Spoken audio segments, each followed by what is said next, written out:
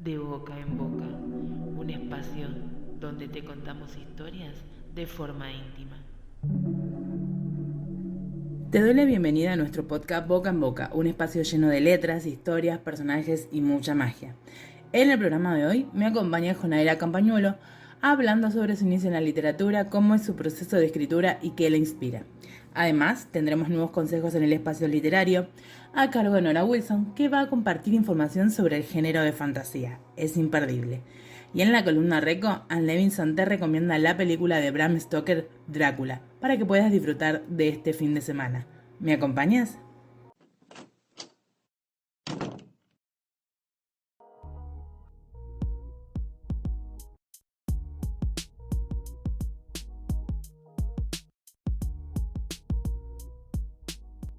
Bienvenidos a esta nueva editorial mensual en donde cada palabra es un impulso y cada idea una chispa para avivar la creatividad.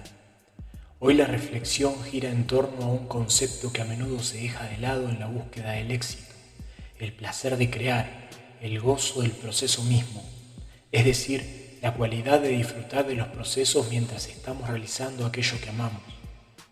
Desde el primer momento en que una historia, una melodía, una imagen o una idea empieza a tomar forma, la mente de un creador se llena de expectativas. ¿Será suficiente? ¿Gustará? ¿Valdrá la pena? Las preguntas surgen como sombras que amenazan con oscurecer la esencia de lo que realmente importa. Pero antes de anticipar un resultado, antes de medir el impacto o cualquier validación, está la experiencia de hacerlo.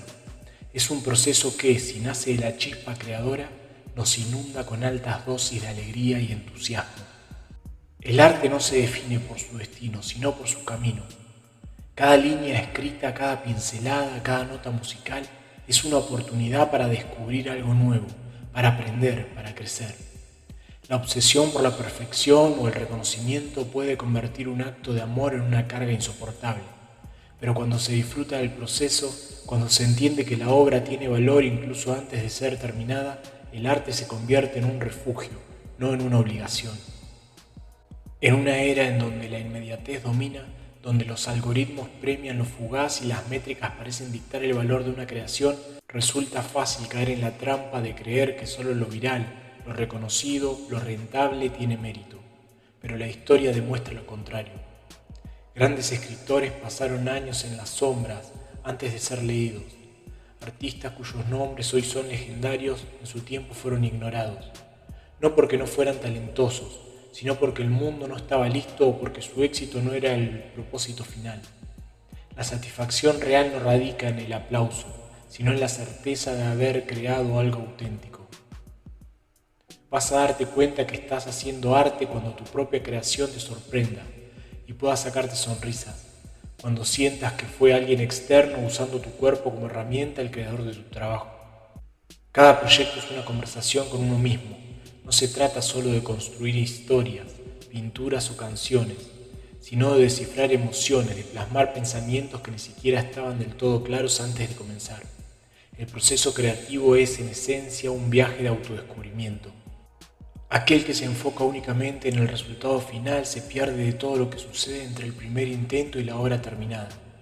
Y en ese camino es donde ocurre la verdadera magia, los errores que llevan a ideas inesperadas, los momentos de duda que desembocan en revelaciones, la sensación de perderse en la creación sin notar el paso del tiempo. Nunca olvides que hay energías que se transmiten a través de lo que creas y que es una de las pocas cualidades que las máquinas nunca podrán reemplazar. Para dar una imagen más clara, te recuerdo que los niños crean siempre sin miedo, dibujan sin preocuparse por la perspectiva, inventan historias sin preguntarse si tienen sentido, juegan, experimentan, se divierten. Y ese es el espíritu que mantiene viva la creatividad. A veces la mejor forma de reencontrarse con la pasión es olvidar las reglas por un momento, escribir sin estructura, pintar sin un propósito claro, tocar música sin una melodía definida, explorar sin presión, permitir que la curiosidad sea la guía y que la obra crezca por sí misma, sin la necesidad de complacer a nadie más que a la propia necesidad de crear. ¿Cuál es tu objetivo a la hora de crear arte? Sea escritura o cualquier otro tipo. Si inicias con un fin comercial, con el único objetivo de tener rentabilidad, es probable que tu camino sea mucho menos placentero. La meta nunca debería ser solo la publicación, la exposición o la venta. Esos pueden ser logros gratificantes, pero no el motor principal. Lo realmente importante es el amor por el proceso, la conexión con la propia voz creativa y el gozo de traer algo nuevo al mundo. Porque cuando se disfruta del camino, la llegada deja de ser lo único que importa. Y al final, esa es la verdadera recompensa, haber vivido la creación como un arte en sí mismo. Esto es todo por ahora, espero que lo hayan disfrutado y que les haya sido de utilidad. Nos vemos en el próximo podcast con Editorial Mensual. Bienvenida Jonaira Campagnuolo al podcast Boca en Boca. Es un placer contar con tu compañía en esta oportunidad y poder conocer un poco más de la literatura y proceso creativo. Para romper el hielo, ¿qué te parece si le cuentas a los oyentes qué género escribes y en dónde pueden encontrar tus obras? Hola, muchísimas gracias por la invitación, un placer estar aquí. Y bueno, yo escribo principalmente novela romántica en todos los subgéneros casi que existentes. Me gusta mucho la fantasía, la contemporánea, el suspenso, y mis novelas pueden encontrarlas en Amazon o en plataformas como Booknet y Dream, y en Buenovela también. Y hablando sobre tus obras, ¿cómo fue comenzar con la narrativa de tu novela Fragmentos de ti? Justamente es la última publicada en Amazon. ¿Cómo fueron esas primeras estrofas? En realidad es una historia en la que vengo trabajando desde hace mucho. La protagonista es una migrante que llegó a España procedente de Venezuela y bueno, con ganas de trabajar, de tener una mejor vida, de ayudar a sus familiares que quedaron en su país de origen, y se encuentra con un mundo nuevo, una cultura diferente, unas tradiciones diferentes, y es un poco explorar eso, ese cambio, esa transformación que ella tuvo que experimentar, no solo a nivel romántico, porque por supuesto conoce a un español que la ayuda a adaptarse, sino que, bueno, todos esos cambios personales y que surgen cuando comienzas desde cero, cuando dejas todo atrás y comienzas completamente desde cero. Toda nueva obra surge de una idea, de una escena que vemos o vivimos. Siempre hay un disparador que desarrolla toda una historia. En el caso de Fragmentos de ti, siendo tan amante de la romántica, ¿qué fue lo que te inspiró? Nos contabas que la protagonista era una migrante en España y conoce a un lugareño que la ayuda. A muchos lectores les gusta el spoiler y a otros no. Yo entro en el segundo grupo. Sin embargo, me gustaría conocer más de la obra. Por eso quisiera que nos cuentes una escena que a ti te haya conmovido mucho al escribirla, sin comentar en qué parte de la misma se encuentra. Elizabeth, que así se llama la protagonista, ella ya tenía, o sea, cuando la novela empieza, ya ella tenía varios años en España, tenía 4 años. Sin embargo, bueno, está en un momento en que está como estancada, no sé, todo el dinero que hace es únicamente para cubrir gastos y enviarle a su familia.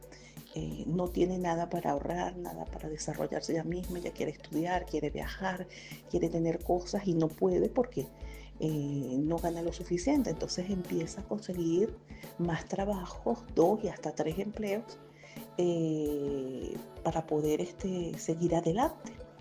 Incluso hasta piensa irse a otro país, migrar a otro país, porque España no le está siendo suficiente. Y bueno, en esa búsqueda y en esa desesperación es que ella se topa con el protagonista, que viene siendo como uno de los empleadores que le da trabajo, uno de los tantos trabajos en los que ella participa. Pero la relación de ellos al inicio es tirante, es de ese enemigos amantes ahí. Ellos se odian al inicio y se tratan mal, y porque ella es bastante no se guarda lo que opina, y él en cambio es bastante prepotente y le gusta a la gente que obedezca. Ella obedece, pero siempre dentro de unos parámetros. Entonces por ahí hay muchos choques entre ellos y la novela tiene un toque así como divertido en ese sentido porque bueno, las situaciones que se presentan entre ellos es bastante fuera de lugar. ¿Cómo te inspiraste en desarrollar a Elizabeth, la protagonista de Fragmento de ti? ¿Tiene algo tuyo o es todo, digamos, de tu imaginación? Bueno, mira, yo también soy migrante. Yo me vine a Argentina desde Venezuela hace ya varios años y bueno, ese cambio que experimenté, esa transformación, fue bastante fuerte. O sea, no es fácil dejarlo todo e irse y empezar de cero, no es nada fácil. Entonces, eso también me permitió conocer a muchísima gente, familiares y amigos que están en situación, que son migrantes también. Y bueno, ellos me han contado sus experiencias, unos están en México, otros en España, otros en Chile, Perú, en Estados Unidos, regados por el mundo completamente. Y bueno, de todas esas experiencias, tanto las personales como las de la gente que me rodea, bueno, eso me inspiró a escribir una historia así.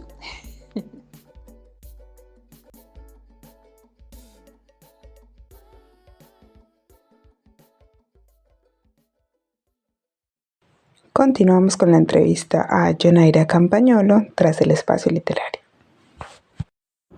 Buenas, bienvenidos a este espacio de mate y literatura, que nunca les falte ninguna de las dos cosas.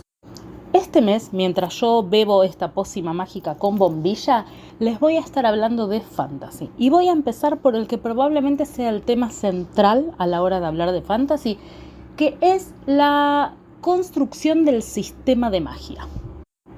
Un fantasy es una historia que se desarrolla con ciertos elementos mágicos, que puede estar seteada en distintos tipos de mundos, cosa que vamos a hablar el próximo encuentro. Pero, ¿qué pasa con la construcción del sistema mágico?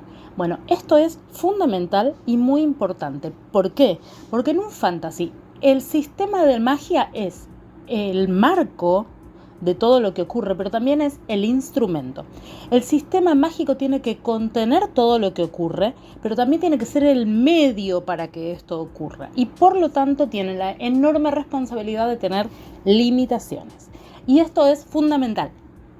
Limitaciones, lo repito. El sistema mágico tiene que tener reglas, porque no hay nada que les pueda arruinar tanto un fantasy como tener un protagonista omnipotente. Si ustedes tienen un protagonista que lo puede todo, que es, en el peor sentido de la palabra, puede resolver todo mágicamente, no tienen historia, porque no hay ninguna limitación que la imaginación no pueda superar. Entonces, ustedes tienen que establecer este sistema de magia desde los mismos puntos en los que pueden establecer un sistema biológico. Y de esa misma manera va a tener sus limitaciones como cualquier sistema biológico.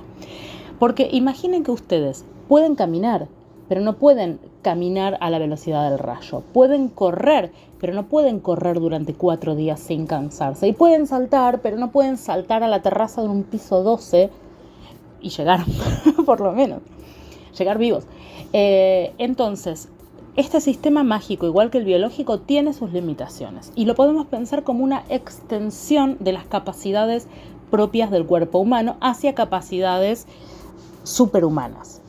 Entonces, tienen que tener en cuenta lo siguiente. En primer lugar, ¿de dónde surge esta magia? Esta magia tiene un origen fijo, es parte del mundo que habitan estos personajes. ¿Se trata de personajes mágicos y por lo tanto la magia depende de ellos? ¿O la magia depende de algo exterior? Quizás tienen un objeto mágico. ¿Cómo se generó la magia de ese objeto? A modo de ilustración muy clara tenemos los anillos del Señor de los Anillos. Te cuenta la leyenda cómo se forjaron esos anillos y cómo cada uno tuvo poderes distintos. Luego empezamos a ver de qué manera ese anillo te da poderes, pero también toma de vos, si sos portador del anillo, no si sos lector también, y entonces encuentra sus propias limitaciones. Entonces, punto 1, el origen de esa magia. Punto 2, la capacidad de esa magia. ¿Qué nos pasa cuando usamos esa magia? No nos pasa nada porque es nuestra segunda naturaleza, nos cansamos como si fuera ejercicio físico, que esa es más o menos la limitación que yo puse en la rebelión de los lobos y de los clanes. O sea, podés hacer magia, cuanto más te entrenes, más te resulta fácil hacerlo, y al principio los magos en sus primeras misiones levantan una hoja y terminan agotados, con dolor de cabeza, les sangra la nariz, y luego a medida que van ganando experiencia estos síntomas desaparecen. ¿Qué significa ser poderoso y qué significa ser menos poderoso y qué significa no tener poder alguno? Entonces ya vimos el origen de la magia y las limitaciones de esa magia. Y el último punto también es muy importante. ¿Qué es lo que nuestro protagonista tiene que hacer o conquistar para poder hacer un uso o un buen uso de esa magia? Y acá, aunque nuestra protagonista sea un hada o un hado y haya nacido con magia en un mundo mágico en el que todo se maneja con magia, la limitación de la magia también va a tener esa misma limitación que nos da, en este caso, no nuestra biología, sino nuestra moral. ¿Vas a hacer un buen uso de esa magia o un mal uso de esa magia? ¿Esa magia la vas a usar para el bien o para el mal? ¿Cómo va a reaccionar la magia en este sistema mágico según para qué la uses o según tus intenciones? Si ustedes tienen estos 3 puntos en cuenta, van a tener un buen sistema de magia, y lo importante es que no tenga filtraciones. Todo lo que hagan sus personajes tiene que responder a este sistema, así que trabájenlo muy bien antes de sentarse a escribir. Nos vemos la próxima con un poco más de fantasy.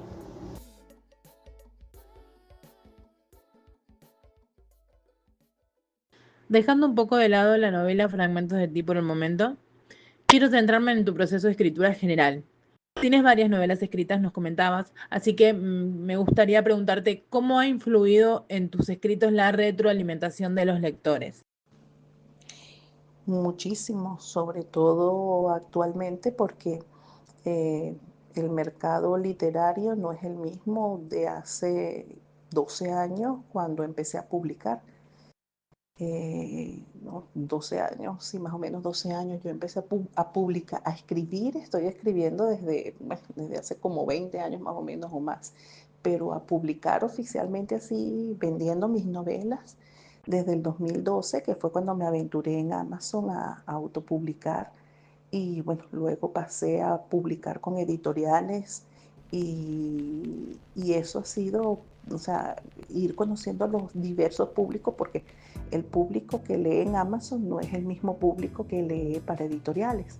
Y ahora que estoy trabajando en aplicaciones así como Booknet, Dream y Buenovela, bueno, el público es completamente diferente. Entonces, la retroalimentación con ellos me ha servido mucho para bueno, conocer sus gustos actuales y ver qué es lo que más les atrae, qué es lo que más les gusta, cuáles son sus intereses, y en base a eso, bueno, trabajar. Sabemos que los autores autopublicados tenemos muchas tareas además de escribir. Una de ellas es estar sumergidos en redes para dar a conocer nuestras obras. ¿Cómo gestionas el tiempo entre escribir y promocionarte? Bueno, mira, es difícil. Es difícil porque no solamente tengo que gestionarlo entre escribir y promocionar, sino que también entre escribir, promocionar y atender mi casa. Yo soy madre, esposa y bueno, tengo también responsabilidades en casa, y tengo que tratar de organizarme durante el día para poder cumplir con todo. Normalmente las promociones intento hacerlas en la mañana, apenas me levanto, mientras estoy con el desayuno, con las cosas, tratando de trabajar en las redes sociales, porque de paso tengo que estar presente en todas las redes sociales. Mientras más mejor, porque hay mucho público variado, pues diverso. Este, y bueno, tratar de aplicar lo que son las tardes y parte de la noche en lo que es la escritura. Eh, la atención de la casa también por ahí, dependiendo de las situaciones que se presenten en el día, pero o sea, es difícil, más no imposible. Comentabas que hace 12 años que publicas en diferentes formatos, en Amazon, que es distribuidora independiente, editoriales, y ahora también en editoriales digitales, que son las plataformas. Por eso te pregunto, ¿cuál es el mayor desafío al que te enfrentaste? El mayor desafío es darme a conocer porque cada plataforma, como te dije, tiene un público diferente y capta la información de maneras diferentes. Entonces, tengo que tratar de ser lo suficientemente atractiva, o sea, tener una oferta lo suficientemente atractiva como para que a ellos les interese, se acerquen, lo miren y quieran comprarlo, quieran invertir en eso.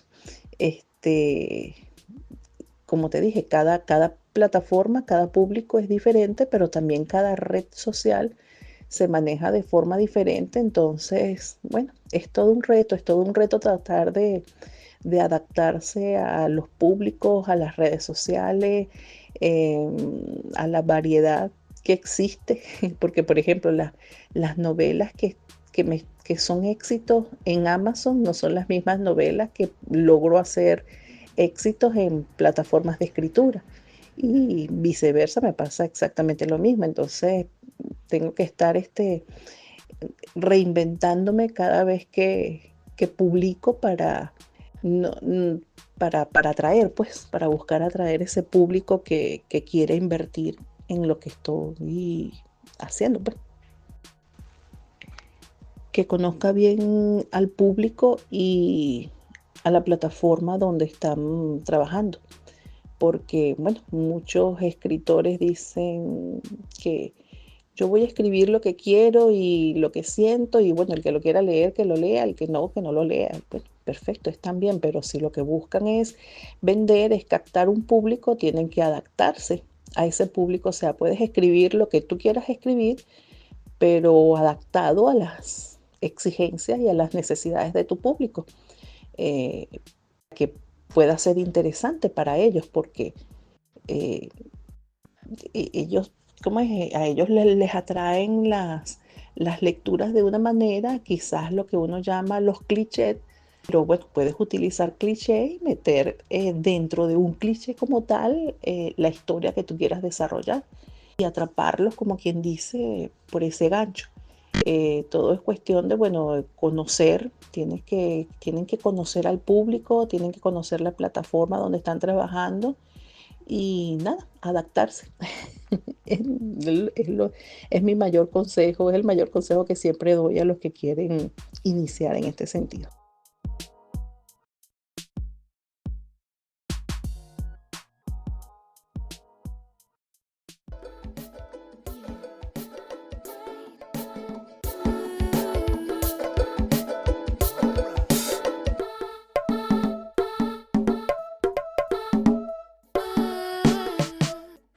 Continuamos con la entrevista a Yonaira Campagnolo tras la columna Reco. Hemos llegado al mes de los vampiros, el cual iniciaremos con Drácula de Bram Stoker. Esta es una película de terror y romance de 1992 dirigida por Francis Ford Coppola con un guion escrito por James D. Hart, basado en la novela Drácula de Bram Stoker. La película fue protagonizada por Gary Oldman, Winona Ryder, Keanu Reeves y Anthony Hopkins. De hecho, ¿sabías que Johnny Depp y Christian Slater rechazaron el papel de Jonathan Harker, interpretado por Keanu Reeves? Y que se habían considerado incluso a Brad Pitt para el personaje, pero la amistad de Keanu con Coppola ayudó a que fuera escogido para el papel, lo que resultó una gran fortuna para Reeves porque se considera que esta película fue la que lo lanzó a la fama. Aunque de hecho creo que tanto Pitt como Slater estaban destinados a formar parte de una película de vampiros, ya que 2 años después se estrenó Entrevista con el vampiro, la cual ambos protagonizaron. Otro personaje para el que se había considerado un actor diferente y que me resultó bastante interesante fue para el profesor y doctor Abraham Van Helsing. El viejo doctor especializado en vampiros y otras criaturas extrañas para el que se había tenido a Liam Neeson en mente, cambió de opinión una vez que se enteró que su admirado Anthony Hopkins estaba interesado en el papel y decidió cederle este mismo. De hecho, Hopkins incluso estudió alemán para conseguir el acento de su personaje, sirviendo además como narrador. También les cuento que la película originalmente debió haber durado 145 minutos, pero debido a las constantes críticas por sus escenas violentas y desalentadoras, la producción tuvo que cortar muchas de las escenas de la película hasta finalizarla con 120 minutos de duración, lo que hizo que muchos fanáticos de la novela se quejaran al respecto, ya que una desintegración de la película significaría menos expresión creativa del libro. Lo bueno es que cuando salió a la venta la versión de la película en VHS y DVD, ¿se acuerdan? Se incluyeron las escenas eliminadas, mostrando al público una versión extendida. Si aún no han visto esa película, que de hecho está categorizada como la mejor adaptación de la novela de Bram Stoker, se las recomiendo. De verdad, muy buena la interpretación de los actores, específicamente la de Gary Oldman, así que la van a disfrutar muchísimo. ¡Saludos!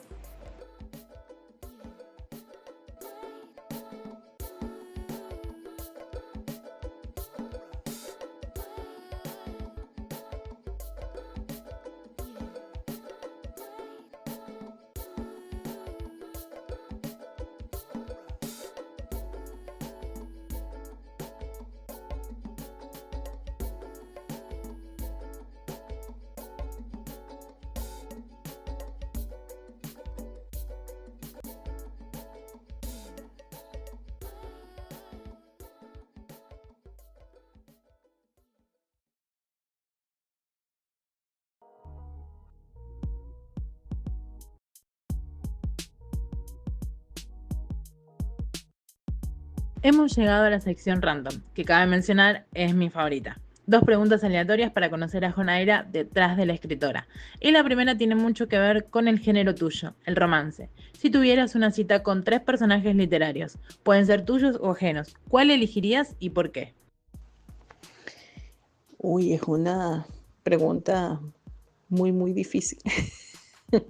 Es muy difícil porque, bueno, yo, por ejemplo, adoro a todos mis personajes, a todos con los que yo he trabajado, son de verdad, para mí, son excelentes. Y bueno, también he leído muchísimo y tengo muchos personajes favoritos que siempre he querido conocer más a fondo, llegar más a fondo. Entre los míos, bueno, Elizabeth y Julián, que son los protagonistas de Fragmentos de ti, de verdad que son 2 personajes extremadamente curiosos para mí, porque tienen emociones bastante complejas que uno no llega a conocerlas a fondo, pues, sino que trata de reflejar lo más importante para que también la novela pueda ser entretenida. Y bueno, con los personajes así diferentes, mi favorito de toda la vida ha sido Jo, de Mujercitas. De verdad que ese personaje ha sido para mí muy interesante, muy fuerte, muy atrevido, me encanta. Por supuesto, Mr. Darcy de Orgullo y Prejuicio, un hombre tan adorable, tan íntegro. Me encantan muchísimo esos personajes. Y bueno, en el que estoy trabajando, en la novela que estoy trabajando ahorita, que es una novela que estoy presentando en la plataforma de Dream, estoy trabajando ahora con un personaje, es un CEO, pero es bastante picante, es una novela bastante picante, entretenida, comedia romántica, y el CEO en este caso es así serio y es muy linda, me encanta mucho la novela, se llama Edward, tiene el apodo de El Rompecamas, pero es muy interesante, es muy bonita y bueno, una cosa es lo que la gente vea y opine de ti y otra lo que tú eres en verdad. Y eso es lo que yo estoy reflejando con esta novela en este caso. Y la última, pero no por eso menos importante, si tu vida fuera una novela, ¿cuál sería el título perfecto? Qué difícil, me pusiste a pensar. No sé, algo así como La cazadora de sueños. Yo siempre vivo con un sueño, con una meta, con una idea. eh, apenas la termino y ya estoy desarrollando otra y bueno, esa es mi vida. Yo a veces me pongo a pensar en qué pasaría el día de mañana cuando, no sé, deje de desarrollar ideas en mi cabeza, qué voy a hacer con mi vida, no sé. Lo considero algo como vacío, como sin sentido, de verdad. Me encanta mucho crear, crear mundos, desarrollar ideas, llevar a cabo proyectos y sería algo así, la cazadora de sueños. Suena como a novela de fantasía, algo por el estilo. De boca en boca, un espacio donde te contamos historias de forma íntima. Bueno, muchísimas gracias de verdad a ti por concederme esta oportunidad, por cederme el espacio y bueno, me pueden conseguir en Amazon, en Booknet, en Dream, en Buenovela. En casi todas las plataformas estoy o como Jonaira Campagnolo, que así publico más que todo en Amazon, o como Joana Connor, que ese es mi seudónimo para las aplicaciones como Booknet, Dream o Buenovelas. Y en las redes sociales me consiguen como Jonaira Campagnolo, tanto en Facebook, estoy en Twitter, en Instagram, en todos lados. En todos lados me pueden conseguir. Muchísimas gracias de verdad, un abrazo y bueno, espero que nos sigamos leyendo.